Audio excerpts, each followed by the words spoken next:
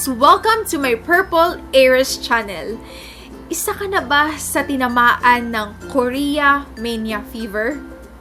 Kasi ako guys, medyo guilty ako dyan. Lately, anything that deals with Korea, sobrang naa-addict ako.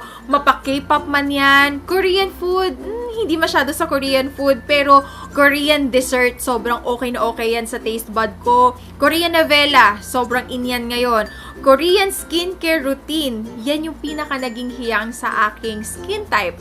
And last but not the least ay Korean makeup. Ako, medyo mas napapadami yung paggamit ko ng Korean makeup kasi sobrang lakas nilang maka-fresh and at the same time, meron silang mga skincare benefit. Kaya parang hitting two birds in one stone na yun eh. Nakakapag-makeup ka, nagmumukha kang maganda and at the same time, may nakukuwang benefits or vitamins yung balat mo. So in today's video guys, naisipan kong gumawa ng isang one brand Korean makeup tutorial featuring SheDL Makeup. Si SheDL ay sister company ni Lohasel. And hindi pa man sila available dito locally, hinayaan nila kaming ma-experience yung mga beauty vloggers tsaka vloggers para naman ma-share namin sa inyo para kung sakaling okay na sila, available na sila locally, alam nyo na kung ano ba yung mga products na ni-rave namin, ano ba yung mga products na nag-work sa amin. So without further ado guys, let us proceed with the makeup tutorial / first impression ng mga SheDL makeup products. First, bago ko mag-apply ng makeup, gusto ko muna naglalagay ng mga vitamins sa aking face.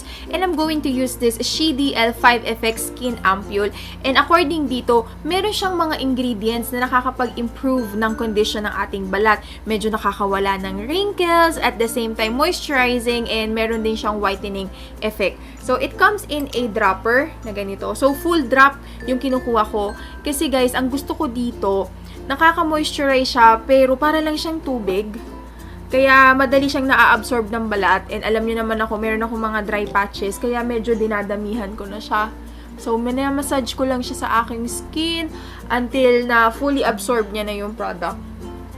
Meron ding primer si SheDL. Ang pangalan naman niya is Hidden Space Pore Primer. It is a foundation primer and meron din daw tong oil control factor. Pagfo-focus ako dun sa mga areas na malalaki yung aking pores para mapag-compare natin. Instantly, parang ang kinis at saka nafe-fill up niya yung mga areas na malalalim yung pores ko kasi nga 'di ba silicone primer siya. Kaya mas madaling mag-glide yung foundation. And at the same time, kung mapapansin nyo, itong oily part, pag nalagyan na siya ng primer, nagiging matte. Ang problema ko lang sa mga silicone primer is pagdating dito sa ilong ko, pag narub ko na ganyan, naaalis na kaagad yung foundation kasi madali ding mag-slide pag silicone yung product. Unlike dun sa mga parang liquid na primer. Kaya medyo iniiwasan ko na yung ilong na part.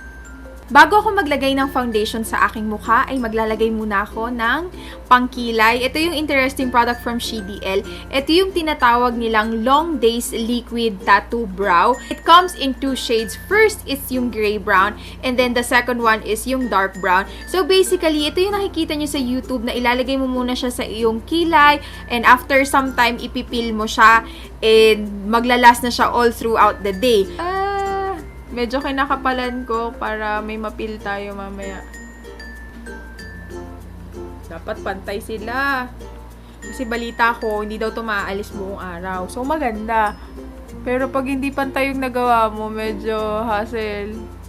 Yan guys, after mga I think 3 minutes or 5 minutes, okay na siya. Wala nang dumidikit sa kamay ko. So, I believe pwede na natin siyang pilasin. Excited ako. Wait lang. Ay! Akala ko guys, pag inalis yung itong peel, medyo masakit sa buhok. Hindi naman pala, hindi naaalis, saka hindi nahahatak. Sobrang dali niya lang maalis.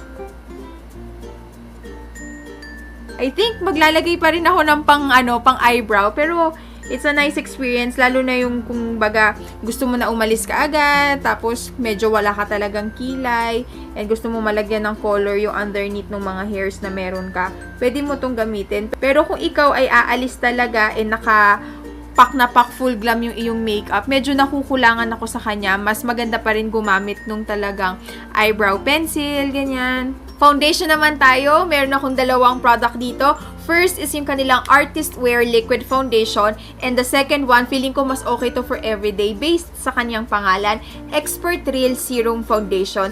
And parehas itong shade number 23. And tignan natin kung aakma ba sila sa aking skin tone. Okay, it's going to be our first time to use this. And medyo maputi ang kanyang shade. Parehas thick ang kanilang consistency. Ito yung serum. Ang puti niya guys, no? And this one is naman yung Artist Wear. Medyo mas yellowish naman ang base nito. Base sa shade nilang dalawa, mukhang mas aakma sa skin tone ko muna tong Artist Wear. So, ito na lang muna yung itatry natin. Pero, I think sobrang maputi pa din to sa akin. Let's see ha. Tignan lang muna natin. Yan. As you can see guys, sobrang mas maputi pa rin siya sa aking skin tone. So, kailangan ko siyang haluan ng mas darker na foundation. Ito yung pinaka-darkest shade na foundation na meron ako. This is also from a Korean brand. Ang pangalan naman niya ay View Skin. Ito naman ay nakuha ko kay Miss Saily Melissa Yurili sa Facebook. And ang shade nito is number 33. So, ang layo ng diferensya, diba? Ito yung laging pinangahalo ko sa mga foundation na napuputian ako sa kanila. Mimix na natin silang dalawa. Yan, mas akma na siya sa aking skin tone. So, for the applicator, ang gagamitin ko guys is this beauty sponge. Ito naman galing to sa kanyang sister company which is si Lohasel and sobrang lambot niya. Maganda yung sponge kasi nagbabounce siya. And alam ko meron ding sponge si CDL eh. Tignan natin kung matatakpan niya yung ugat area ko. And so far for the coverage, ayos siya. Hindi ako maglalagay dito sa aking eye bags kasi magta-try tayo mamaya ng concealer. But so far, first layer pa lang, mukhang healthy looking pa rin yung skin. Nakakatulong siyang matakpan yung aking ugat area pero hindi niya talagang naaalis 100%. So mamaya itry natin sa concealer kung talagang mako-cover up siya. Ito yung ating before. And then yung after with the first layer. Feeling ko okay na ako sa first layer. Hindi ko na siya dadagdagan pa. Kasi gagamit naman tayo ng concealer dun sa mga blemish spots ko. Meron ka partner na concealer itong Artist Wear Foundation. Ito naman yung kanilang Artist Wear Skin Fit Dual Concealer. Dalawahan yung kanyang ways ng pag-apply. So first naman is yung kanilang doe foot applicator, which is like this. And then the other one is para siyang lipstick type or yung tinatawag na stick concealer, which is this one. Mukhang promising ang kanyang coverage. Yan. So, medyo dinamihan ko na. So, yan. Tinitriple ko na yung layer. So, yan. Satisfied na ako sa coverage ng aking mga blemishes. Dito naman tayo sa dark circles. And some of you know na kailangan talaga maliquid yung ginagamit ko kasi it tends na mag-dry pag ang ginagamit ko is yung mga ganito, yung parang mousse, yung mga stick, naguguhit-guhit yan. Kaya, ito yung gagamitin natin, yung sa kabilang part naman. Medyo maputi lang siya, pero carry lang. Tingnan natin kung mabe-blend siya ng maayos. So, gagawa lang ako ng pa-inverted na V para mag-brighten up yung gitna.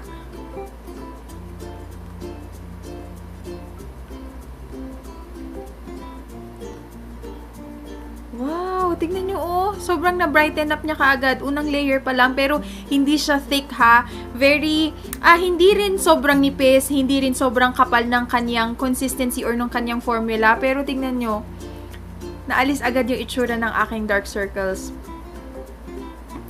Mukhang may papalit na sa aking bagong concealer na favorite.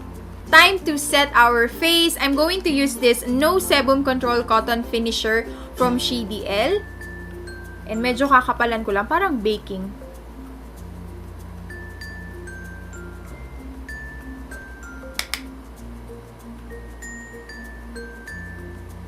Ibalik natin yung dimension ng face para hindi naman mukhang flat na flat. Magko-contour tayo using their Sculpting Contour Shading Powder. And 3 yung shades na to, kaya kahit anong skin tone mo, may babagay para sa'yo. Mas gusto ko minimix-mix silang lahat. Kasi mas nakukuha ko yung shade na type ko para sa aking skin tone. So, gumagawa lang ako ng number 3, inverted na number 3. Sa pag-contour naman ng aking ilong, favorite kong gamitin is yung nasa gitna kasi siya yung maashi. Hindi katulad nito, masyado ng dark. Ito namang kabila, masyado namang light.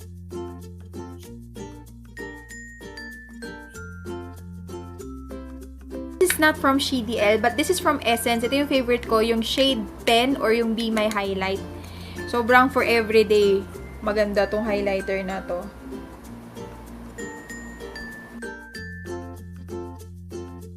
Mas i-define ko pa yung aking kilay and I'm going to use yung CDL na Gorgeous Drawing Auto Eyebrow Pencil. Ito gusto ko kasi dual na siya. Andito na yung pangkilay mo and at the same time, meron na siyang kasamang spoolie kaya hindi mo na kailangan magdala ng separate brush. We're going to fill in yung mga areas na hindi nalagyan ng tattoo. Ang gusto ko dito is sobrang nipis niya lang. Kaya pwede akong mag-create ng mga kunya-kunyari ang buhok, ganyan. Tsaka sobrang okay to pag naglalagay ako ng buntot. Ang natutunan ko nung umattend kami ng mini makeup workshop dun sa Korea is pag yung talukap mo, malapit siya dito sa kilay mo, chances are, hindi masyadong babagay sa'yo yung mga straight eyebrows. Pero pag medyo malayo yung gap ng talukap mo dito sa iyong kilay, bagay sa'yo yun. Mas magmumukha kang bata. And for me, mas bagay sa akin na may kaunting arc kasi as you can see, medyo malalim ang folds ng aking mata. So, yun. Dito naman sa kabila.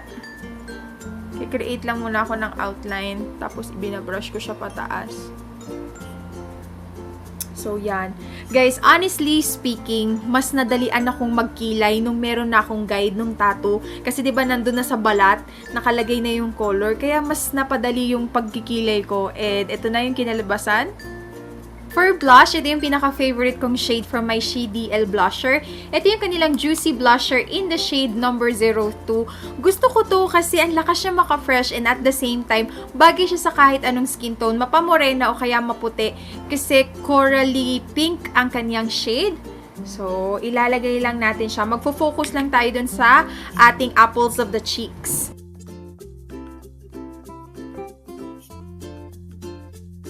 For my lips, ito yung gagamitin ko. This is the CDL Matte Lipstick in number 4 or yung Deep Rose Quartz. This is my go-to shade for everyday kasi kahit anong eye makeup look, bumabagay siya.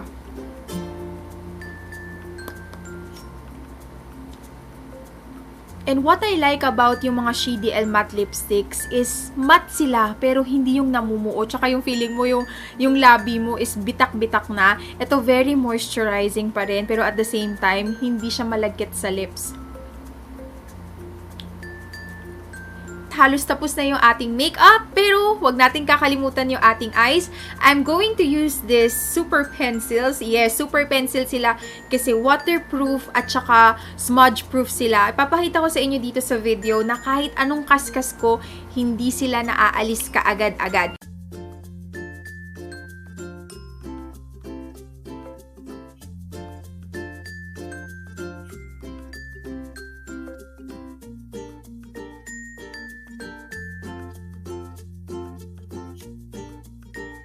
Let us put on some mascara. I'm going to use their Skinny Fix mascara.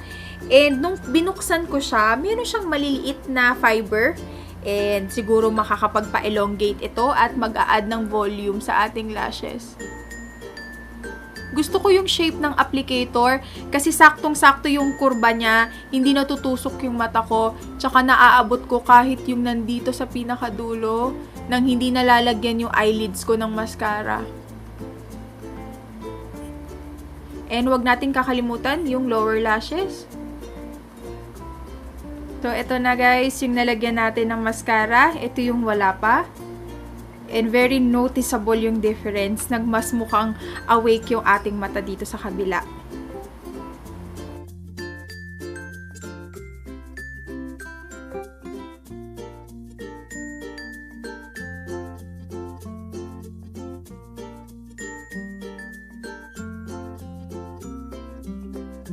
So, there you go guys. Ito yung aking final makeup look. Yan.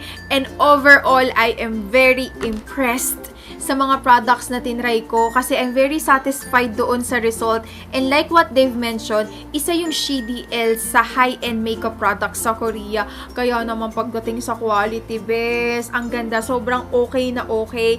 Wala akong makeup products na hindi nagustuhan. Actually, most of them, first time ko matry. And so far, so good. And doon sa mga magtatanong, available po ba yan locally?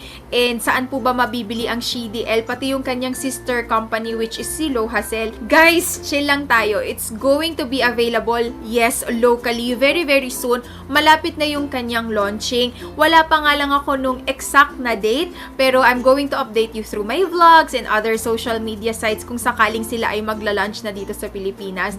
I hope this video is helpful, lalo na dun sa mga Korean beauty products junkies dyan. SheDL is a product that I can recommend sa inyo. Promise yan. Thank you so much for watching my video. Sana'y makita ko kayo uli sa susunod kong video. Feel free to comment down below yung inyong mga suggestion, mga request sa mga gagawin kong video sa susunod. Thank you! Bye guys! Up here!